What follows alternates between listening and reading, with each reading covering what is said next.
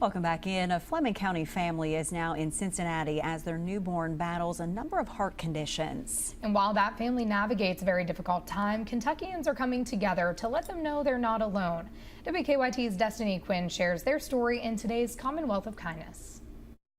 The strongest hearts have scars.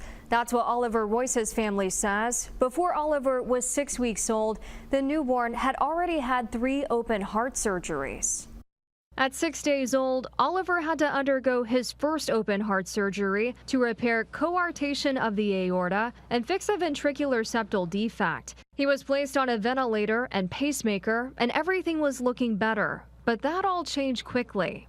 If we were supposed to actually have been home at that point, we had ended up getting a phone call from the doctor and stuff, and, said that he was really took a turn for the worse really quick and stuff, and, he was going downhill.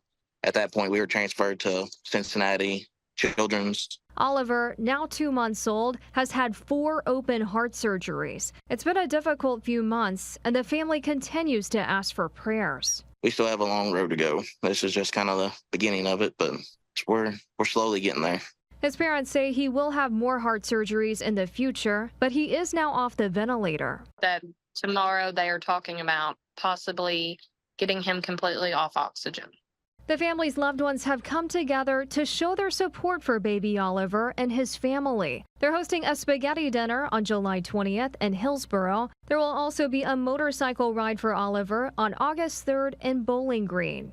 If you would like to attend either event or donate to support Oliver and his medical journey, we have a link inside this story on WKYT.com and inside the WKYT News app.